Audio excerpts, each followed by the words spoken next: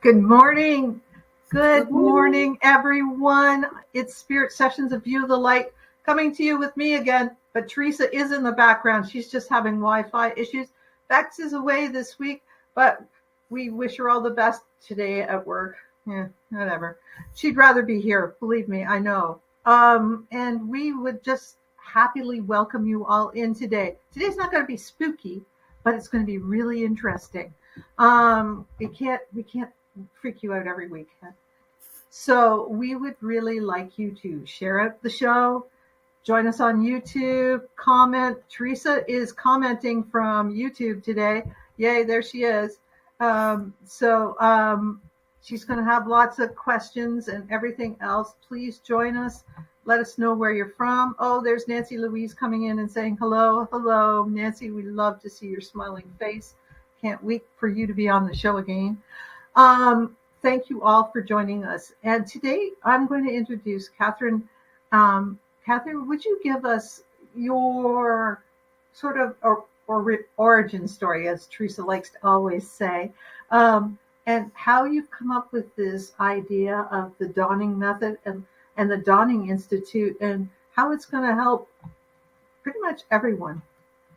Right. So I like to say that trauma is everywhere. No one is exempt, from, a high functioning CEO all the way down to, someone who is obviously actively struggling with their mental health while trying to get off of the street. We walk past them every day.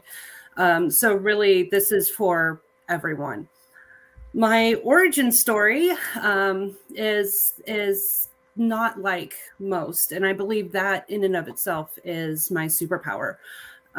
So basically what started was I was born into multi-generational toxicity, and the abuse started in infancy, and it just got worse as I got older. And then of course my younger sister was born, and she is the golden child. So if you all know about, the narcissistic tendencies within family structures, she was the golden child. I was the scapegoat. So anything and everything that went wrong, even if I wasn't even in the vicinity, it was my fault. So I was actively rebelling, at around, when I started getting in my teenage years. My dad left. I had a lot of resentment about that. However, now as an adult, totally get it. It was during those times where I had no safe place to be. So I was getting horrifically bullied at school. I was getting horrifically bullied around the neighborhood. And I was getting actively psychologically and physically abused at home. So when it happens to someone and they really have no one to go to, unaliving themselves is an option. At least they think it's an option. And that was an option I tried to take, and I'm glad it didn't happen. But of course she latched onto that and said, oh, she's so mentally ill. I've been, I remember the first appointment that I went to see a psychiatrist, and she basically said, I've been looking into bipolar. I know she's bipolar. You need to put her on medication right away. And so I actually have the photos of when I was 16, and you could just see how drugged up I was. Why somebody didn't say something is beyond me. But it stayed like that for the next 21 years. So basically 21 years I was drugged out of my mind, had no control really over anything. And it was just to the point where I couldn't function. I was put on permanent disability through the Social Security Administration. That's how bad it was. And so I got to a point in 2019 where, again, I was fired from another job, can't think straight, obviously. And I was ready just to end it. I was done struggling. And I had a bottle of pills in my hand. If any of you know about lithium, yeah, it's a really bad bipolar drug that they've used since I think the 60s. But then my dog Bob actually got onto the bed and nudged me, and that's when I was able to take that pause. And I looked down, I go, wait a minute. And I had this enlightening moment. I said, wait a minute. If these pills are supposed to keep me from feeling the way I feel and keep me from doing what I do, what good are they? And that's when I don't recommend this, but I basically dropped all the pills and I've never touched them again.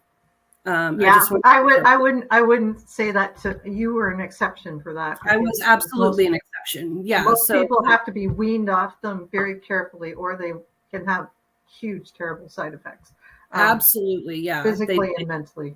So absolutely. I just want to put that as a disclaimer for everyone. And Kathryn is very fortunate, obviously.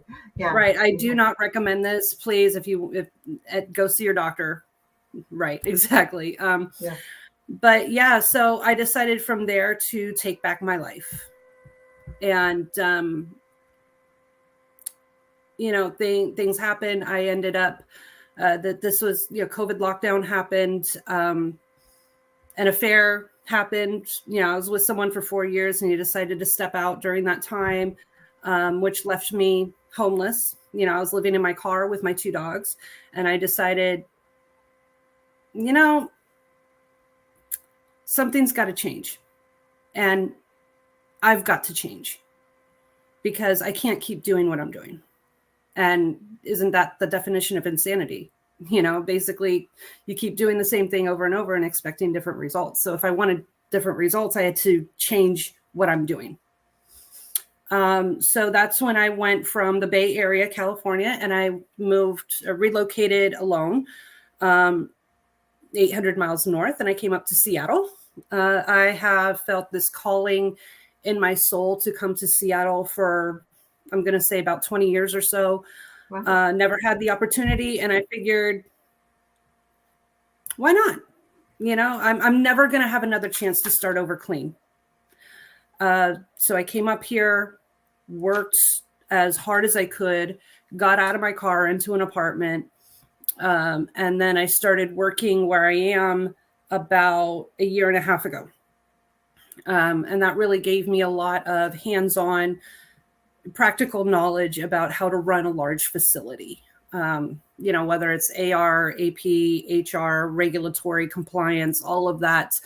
I really got that depth of knowledge that I've needed. And then one night I went and I'm going, I need to do something because I know I'm not the only one.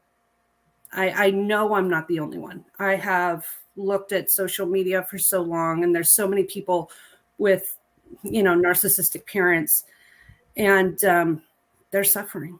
Don't you think narcissistic parents often pick on the brilliant children in the family because they are the ones that will expose them for their narcissistic tendencies? And I did. I think that's why I was just so I can't talk. So that's okay. I was, not only did I find the pattern in my own family. My grandmother favorited my mom over my aunt. My aunt's the oldest, my mom's the youngest. And then it just passed down. I'm the oldest, my sister's the youngest, I'm the scapegoat, she's the golden. I saw the pattern going on. And it sounds like it's similar to Teresa's story too. She's the oldest and she was the scapegoat. Right. Yeah. And it's just one of those things where the more I learn about it, the more horrific really that the truth becomes. And I think society in general, maybe that's why you get bullied at school, because again, you stand out because of your brilliance, like your inner light, and you're like, oh, the mobs come. Right. Moths are attracted to light, and if you put the light out in the darkness, it's a beacon. It's a, what is it? The lighthouse, right? Yeah. On the cliffs, on the shores. Yeah. So it really has given me a lot of insight onto why things happened. And so I'm not really angry about it anymore. I have gotten to the point where I can say, you know what? I understand why I went through what I went through. And even though I don't approve of it, I don't know what the terms and conditions are on this incarnation. I probably didn't read it correctly, so I want to go back. But you read it correctly. You just didn't listen to what you had to just repeat it a few times before you got it. Right. So Teresa, what my birth disruptive, actually, she claims that they tried for me about a couple years, which makes this even more mind-boggling, because if they really tried for a child for a year or two, why would you do this to your child? Because you want a boy. Sorry. Right. Yeah. So I mean, it really is just, it really speaks to the toxicity and the dysfunction within family units that are now finally coming to light. So yeah, when I finally got to the point where I had healed enough, and mind you, I went no contact with my entire family. That was the only way I could do this. You've got to learn to get up from the table when love is no longer being served. Absolutely. And so, yep. And so basically I just washed my hands of it. I'm done. And it was the most challenging, the scariest thing I have probably done, along with, at the same time, relocating alone with no plan at all, just knowing that this is something that I had to do, following my gut, following my intuition, following my soul. So yeah, it really came down to, so let me see, this is October 8th. I created the Dawning Institute actually on April 5th. It became an entity. And it was just this one night where I was feeling overwhelmed. I was actually talking to Katie. How did you meet Katie? Just out of the blue. How did you meet her? So actually there was a event going on at one of the metaphysical shops that once in a while I go into. And I was in the area anyway for a Christmas, little company party. And I figured, if it's still going on, why don't I just stop in? Another thing, follow my intuition, right? Right. And so, it's Katie Steinle we're talking about. And a lot of people have met Katie Steinle on Spirit Sessions. She's our special correspondent. So that's how I met Kathryn, was through her celestial circle. And that's how beautiful soul catch up. Yeah, for sure. Absolutely beautiful As soul. Are you? So yeah, I went there and I was just looking around, and of course the people there at the front were, hey, do you want to go see one of our people, or I can't remember how they put it, but basically we have these slots open. What would you like to do? And I'm going, I have no idea what really any of this is. So, what would you recommend? And so Katie had an opening, and I just kind of slipped on in there, and the rest is history. There are no coincidences. There are no coincidences. Sorry. You're right, though. You're right. That's basically how I live my life now. There's no such thing as coincidences. There are meanings behind everything good and bad in our life. And yeah, that's where we have to stop and say, things aren't happening to us, they're happening for us, right? Exactly. Even when things are falling apart, they're falling apart for a reason, to bring something better in. Yeah. For sure. So yeah, I went to see Katie. That was back in December. I had quite a few sessions with her. afterwards. And then I was just having this, I guess you could say a tower moment if you want to use tarot lingo. I was having this tarot moment. I was just overwhelmed. I didn't know what I was going to do. I knew I had to get my story out there. I knew I had to be a beacon of light. I knew I had to be hope to somebody, because my struggles will be somebody else's roadmap. I just didn't know what I was going to do. I knew I was put on this I knew I was put on this planet for a bigger purpose. This was not to be the end of my story. This is just the beginning. But I didn't know what I was going to do. And so we're texting back and forth, and she basically said, "Girl, go ground yourself."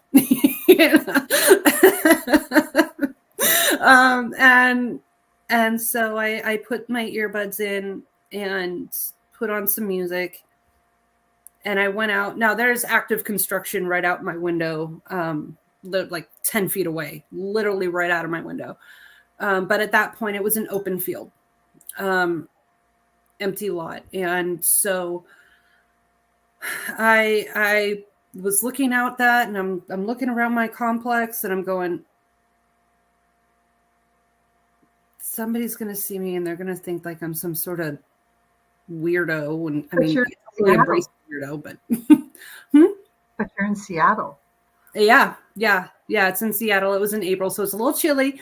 But here I am taking off my shoes, walking around an open lot. It had these bushes in there that have these rather large thorns, and I mean, there was an encampment there, so I had no idea what would be on the ground, and I'm just looking at like, really? You want me to ground myself in this? Like, I have no other accessible area.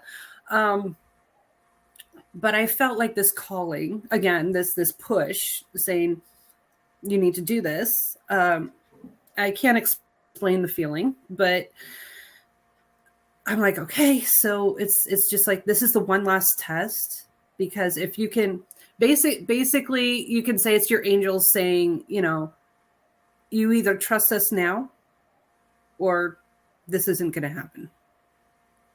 It's like that final test. And so I'm like, okay. So I took my shoes off and I stood in that dirt, and then I heard, go walk over to the tree. And there's like a tree right outside my window. It's like, go walk over to the tree. And I'm going, are you kidding me? Who knows if there's going to be needles or, animal, whatever in my way. How am I supposed, what you expect me to do this? I mean, and here we are, we're living our lives, we're living our everyday lives, and we're basically saying the same thing, as we're driving down the street, as we're at work, as we're, with our friends, as we're doing whatever we are. And we're like, you expect me to do what? So this was basically like the same thing, having this conversation. And they're just telling me, you have to either trust us now or, you're not going to be able to fulfill your mission. And that really just kind of put the sinking feeling like in the middle of my chest. And so I started walking, and, with the music playing, I just trusted. That's all I can say. I just let it go and I just trusted. So I walked over to the tree and nothing happened. I mean, in the best way, right? I didn't step on anything. So they were right. I guess they guided me on the right path. And so I went over to the tree and I just kind of, put my head onto it, and I put, my hands on it, and like, not really tree hugging, but just, that's all you need. And I remember the song at the time that was playing was, what is it? It's one of those, oh God.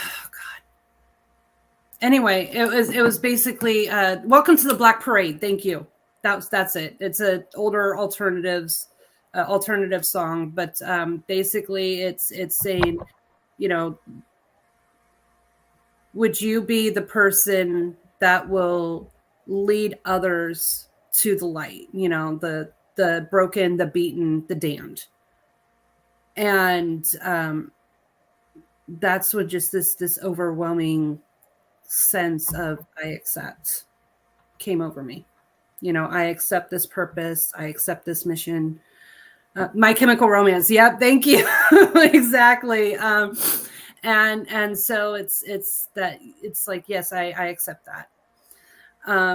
And so I came back and I felt a lot calmer. I felt like, okay, I can do this. And then it wasn't more than a day when the Dawning Institute came to my forefront.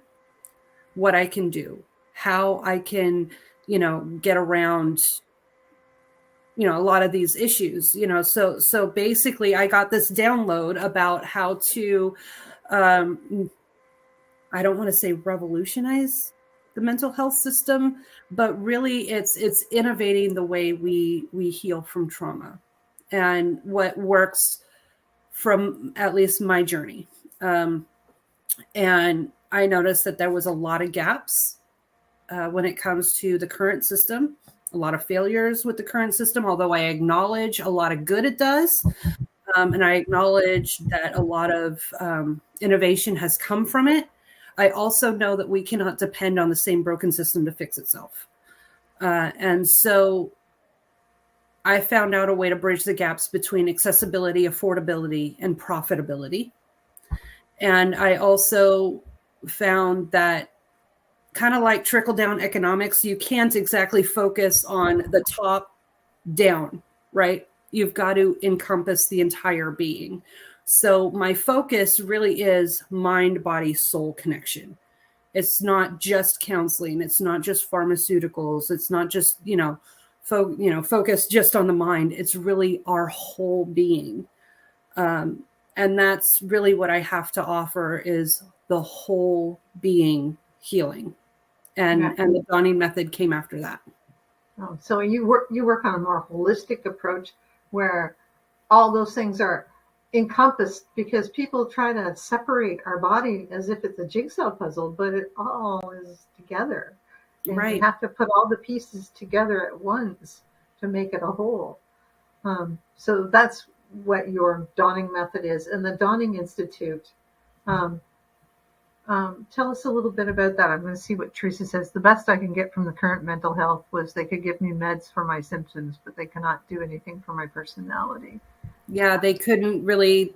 And I wouldn't say, even though that is your truth and I honor your truth, I wouldn't say it's your personality. I would say more along the lines of it would be unhealed shadows, unhealed trauma. And so there's a lot of people that say, well, that's just me. That's just my personality. Well, no, it's actually trauma responses. You're more beautiful than that. You're meant for more than that. And I had to actually find that was something I had to get over in my own journey, because I would say, oh, that's just me. That's just my personality. That's a direct quote from your doctor. Well, I have to respectfully disagree with your doctor. I'm sure she would too. But yeah, I found that a lot of my personality quirks was just really unresolved trauma. I think a lot of our responses are triggered by unresolved trauma. Just the way, people, just respond and react to different situations. It's like, push that button. This is what you get. Exactly. It's been pushed many times. And the longer you mess around, the harder you're going to find out. Mm-hmm. Yeah. She says that she disagrees with the doctor too. Of course she did. One even threw me out of the office. Well, wow. Yeah. You must have pushed one of his buttons, is all I can say. But we love your uniqueness too, Teresa. And we love otherwise we'd all be oatmeal. We are all unique, and we all are shaped by our past and our traumas, for good and for bad. Like we didn't request these things to happen to us for no reason, right? When we came down, it's just like, frig, next time I'm going to ask for an easy one. So, I mean, yeah, would we go back and change things? Some things, yeah, but maybe not everything, because you wouldn't be you and I wouldn't be me if we hadn't. And you wouldn't have come up with this wonderful idea. So Right. tell us where you're at right now. And it's online, the Donning Institute. It's online now. Mm-hmm. And what can people do? What have you? You've got some practitioners signed up, and right now it's kind of virtual, but we're all used to that right now. So Right, exactly. So right now I do offer virtual coaching sessions as well as group sessions utilizing my Donning method. And basically what that is, you can go on to donninginstitute.com or you can Google it. I believe I have my SSO set up through Google now, so it should pop right on up. So what I'm doing is I'm either guiding you through either individually or as a group. And the Donning method itself are bits and pieces of techniques that I have found work well. However, they are currently separate. My method brings them all together. So at first we start out with some empowering I am statements, right? And it has nothing to do with whatever job title or family title or any other thing that you can put yourself in a box, right? So basically it starts out with I am strong. I am, I am light. I am whatever it is, right? So just something empowering, 3 things wonderful about you, unique about you. And then it goes into some sort of, activity. So there's been a few things where, I'll tell you to write down, a few things about a topic or another topic or something where you get Post-its and you basically tell your inner child, I'm here for you, just kind of something to start the brain going. And then we go into shadow work. So it really kind of organically forms the topic that we're going to work on during the session. And if not, I've got a few already, preloaded in the brain.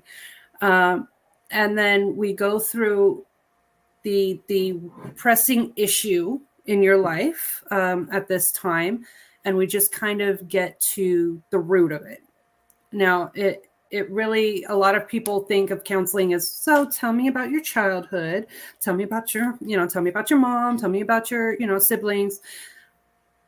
That takes forever to actually get results, although I understand why it's done the way it is. It's really kind of intrusive or invasive to really relive those traumas over and over again. So what I do instead, I don't focus really on, so tell me about XYZ. I focus on, so where did this originate? Mm-hmm. It's just a different framework. Because most people know where their trauma originated. Exactly. Yeah. Let's get to the meat. Right? Exactly. It's just, we don't need to go through all this pretense, all this discovery.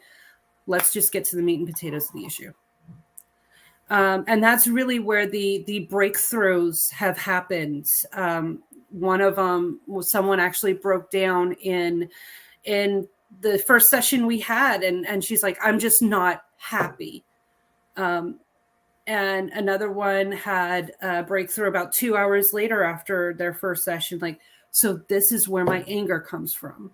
I mean, it's just almost immediate results. And it's the most beautiful thing, because once you are able to pinpoint what happened as to why you are the way you are, why you feel the way you feel, why you act the way you act, that's when you are empowered to take back the wheel of your life and break the chains, form new habits and really make your life your own.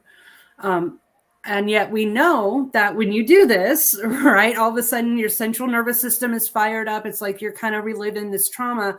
And if that's a horrible feeling.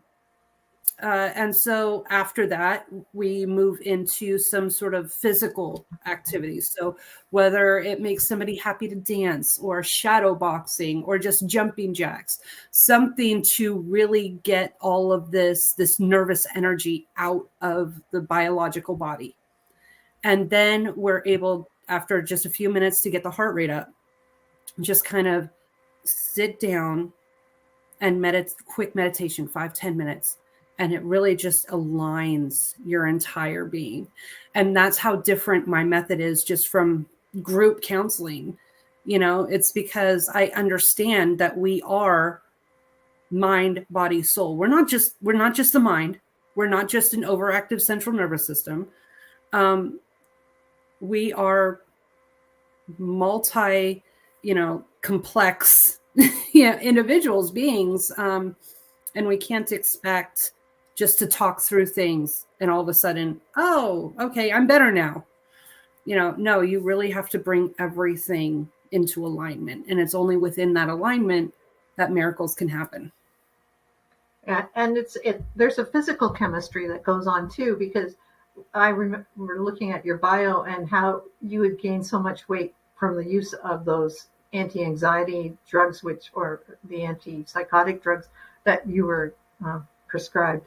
And I know that's a common thing. That's a common thing that people have that problem. And it's a common side effects, which causes its own anxiety and its own kind of circle of chemical reactions in the body that don't make you feel good. Absolutely. So how did you when you broke off the medicine, the weight just didn't disappear. You had to retool your whole diet as well, right? I did. Retool everything, because nothing like sugar highs and lows to make you feel like shit. Right. And I'm still guilty of it. I am still guilty of indulging in the chocolate and in whatever else. Well, chocolate's grounding. I'm sorry. I'm going to give chocolate a pass. So yeah, as long as it's the dark stuff, it's only a little bit. Little better. Yeah. So this is part of the Dawning Institute too. You're going to have like you have a chef on board, right? I do. Yes. So somebody to teach us ways around the sugar, the most addictive drug in the world. Worse than cocaine and probably everything else. And here I'm going to sip on my coffee because that's not addictive at all, right? One a day actually helps with focus, but no more than that. Correct. Careful.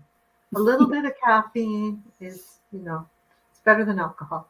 But you have a chef that will help people. Some people don't have a clue how to even cook for themselves or manage themselves. I mean, they've never been taught, and they don't know. They've only been taught what they ate, so they don't know really any other ways. So you're going to... Right. And the way I grew up, so my mom's blind. She's been totally blind since she was 15. So learning to cook was basically, I was on my own. And really after my dad left, I remember having to use food stamps when they were actually food stamps in the book. You had to tear it out. It was obvious.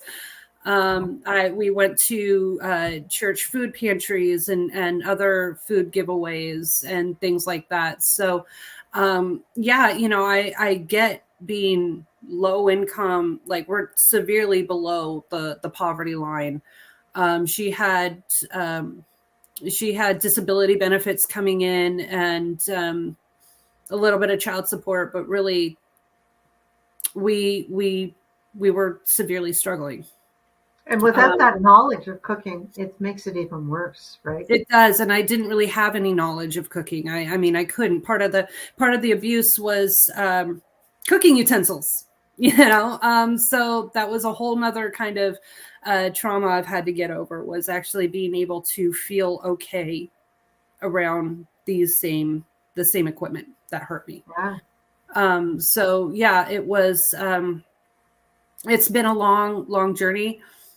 Going from 350 pounds to where I am this morning, I believe it was 214.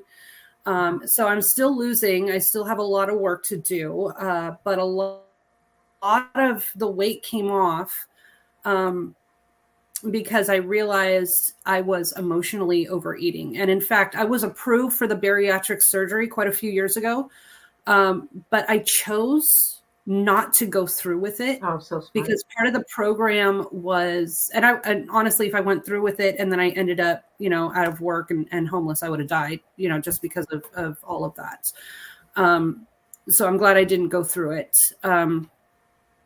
But part of the program was, okay, so even though you get this gastric bypass, you're still going to have to go to counseling for a year or two to really just focus on why you are what you are, or where you are, why you have this dysfunctional, attitude towards food. I can tell you why I have this dysfunctional attitude towards food, but I figured, well, if I have to do that anyway, what's the point of rearranging my entire, GI tract? Why do I want to do that to myself? Yeah. Why don't it's dangerous too. Exactly. You have to be on these special medicine, not really medicines, but vitamins and minerals. You have to take them like 4 times a day. They're very highly specialized for bariatric patients. I mean, it's expensive, and it's just a lot. It's a quick way to fix something that doesn't really fix the problem. Yeah, and even though I understand that it does have a place in our medical structure, I think a lot of healing that needs to be done could also correct the problem organically. And so again, this really comes back to the mind, body, soul connection. Yeah, that's interesting.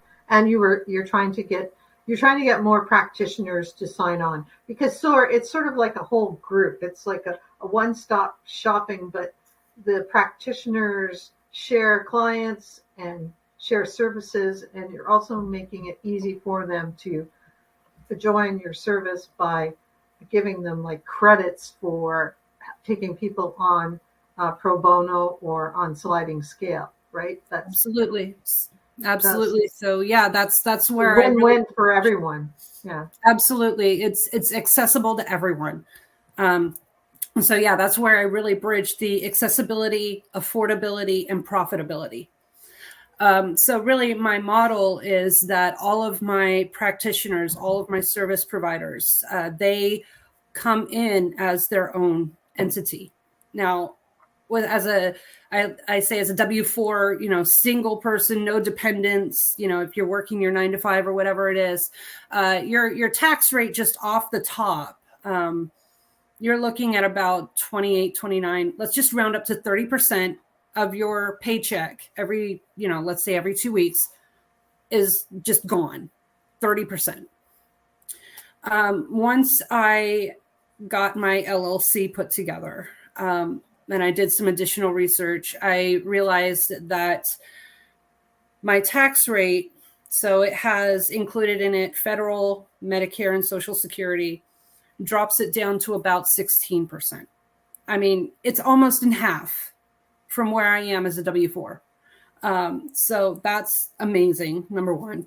There's a lot of leeway, tax credits, all of that, deductions when you become your own entity. So really you can just keep taking off as applicable. So I'm actually going to have to see my own tax person this year, because I've never done, I've never been a business owner. I'm not going to screw around, like one of those things where if the FBI and all that couldn't put Al Capone behind bars, but he got caught on tax evasion, I'm good. I'm going to let the professionals do this. Yeah, it's always like that's where you put the money. Yeah, that's where you put the money into accounting. Got to say that's the smartest thing you can do. It saves you more money than you can imagine. Absolutely. Yeah. So what I offer basically is freedom, right? So what happens is not only is your tax rate cut in half, basically, but then another part of what I do, what I offer, is that with all of these practitioners in one place, I support a fully collaborative environment. So it's based on, like, let's say a hair salon. All right. So somebody goes in, they rent a chair for, let's say, 20% market on whatever services that they do, and then they pay a certain fee. I'm based that way, but what I do is a little bit different, because at this point, if you come in and you're your own entity, you say, hey, I'm a counselor, right? I'm a certified counselor. I've got my master's and whatever, all this stuff. Great. Wonderful. You have your entity paperwork. Perfect. So here's what we're going to do. You have your clients. Great. We can start almost immediately. So what I offer, and if you really want to do outreach, it's going to help.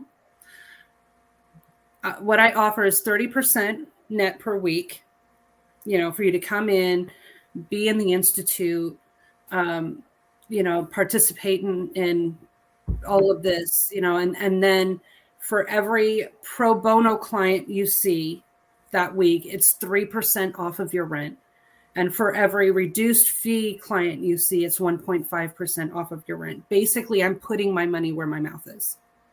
I am supporting you for going out into the community and basically giving away your services, being of light, of love to everybody that can't afford it but really needs it the most. And basically the rent will go down to 18% a week at the very bottom.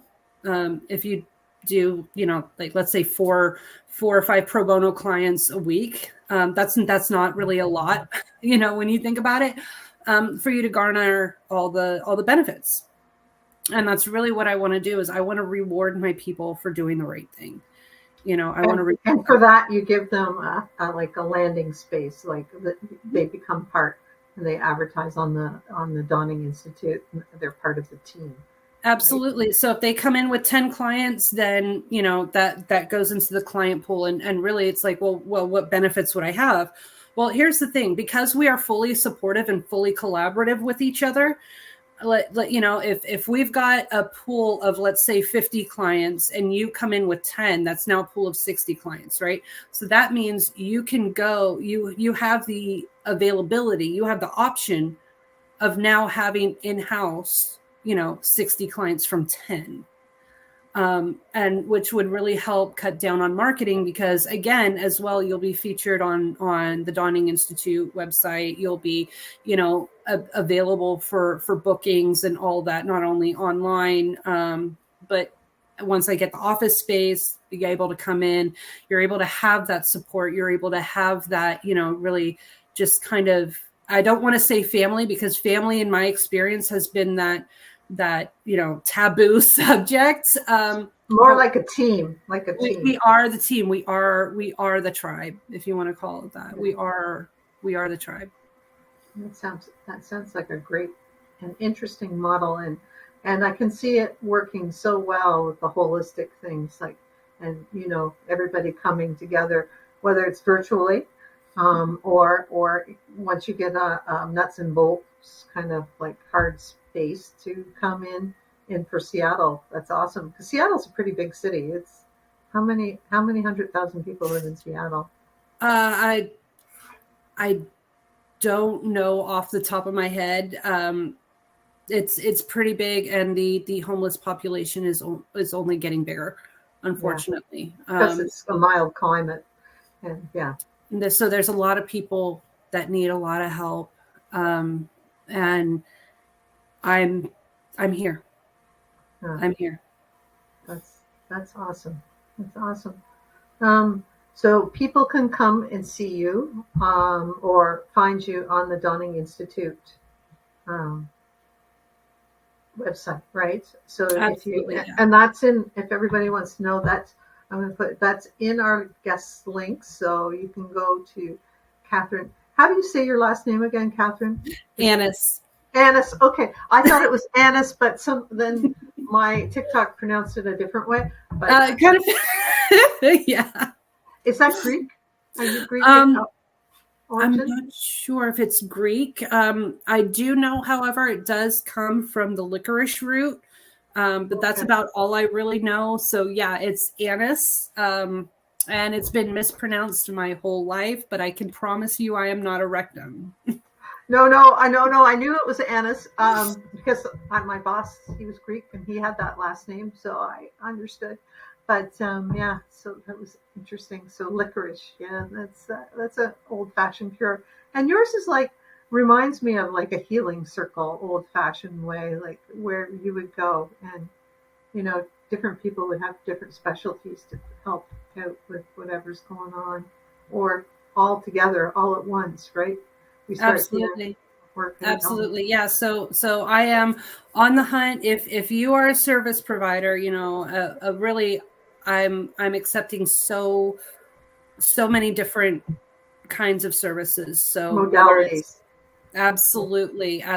So whether it's financial counseling, physical fitness, Reiki, a counselor, peer counselor, life coaches, hypnotherapy, we're talking about anything that can really help people. Because I don't know about you, but I loved learning line dancing in school, but I'm pretty sure you can't dance your way out of taxes and making a budget. So yeah, absolutely. Somebody that is into financial counseling or advisement. It's really here to give back to the community. I'm really here to give people the tools to take back their life, and really just empower everybody that walks through the door. Yeah, I imagine there's a need for people who even can navigate the social system there in Seattle that needs to meet and just figure out how to navigate it and how to get help through that, get all the services that are available to you. So it looks like it's going to be a great place, and I'm sure you'll find the right space for your physical Dawning Institute. But in the meantime, it's online, so you can get in touch with Kathryn there, and you can also book an appointment with Kathryn, get your head on straight, more or less, or kind of dive into the Dawning Institute method. So absolutely, that's so cool. Thank you so much for being a part of our show today, and thanks, Teresa, for all the great suggestions. She says she's holding space for the healing that you are bringing through. It's awesome, Teresa. Thank you for being our virtual host today. We usually end the show with 3 special questions, and I think you answered the first one, but we'll go over it again. What's the theme song for your life? Oh my goodness. That's a good one because I have so many that are a part of me, that are a part of my journey. I'm really going to say at this point, it has to be that My Chemical Romance song that I mentioned earlier.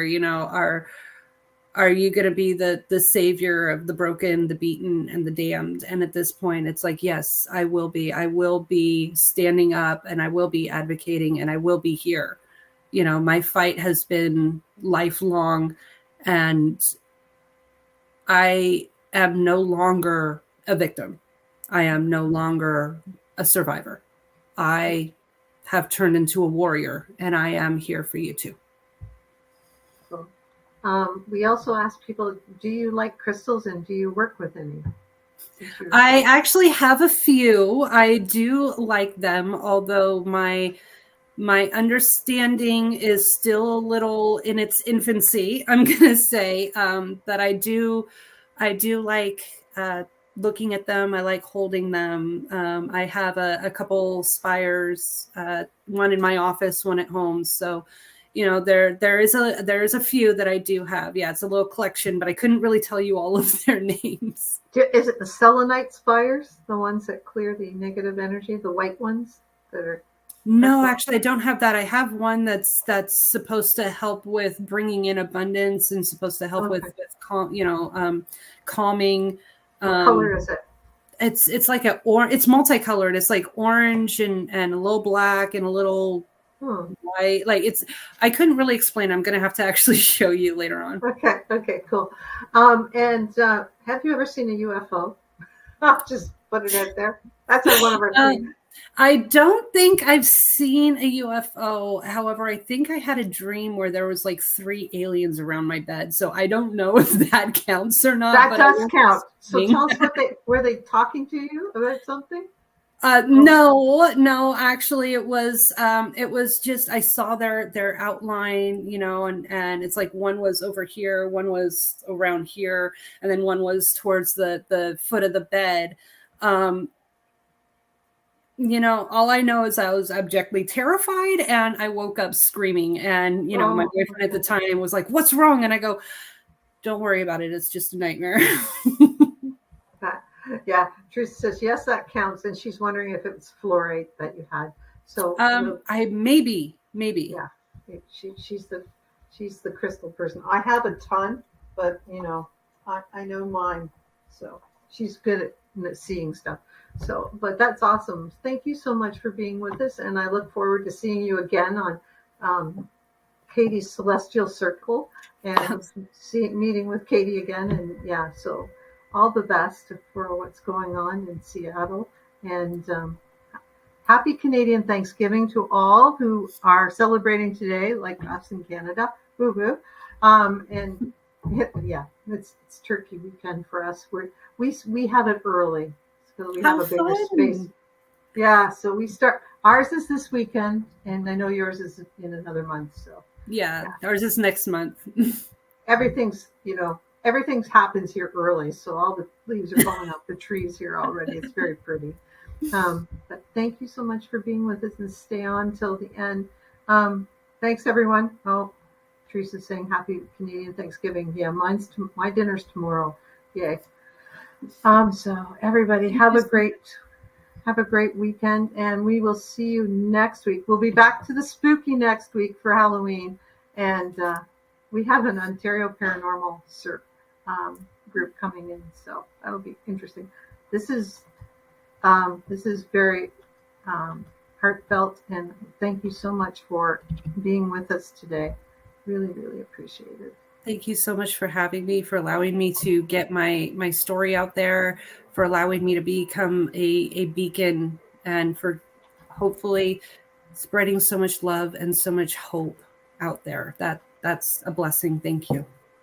Thank you. I'm going to get this right today. Everyone, see you next week.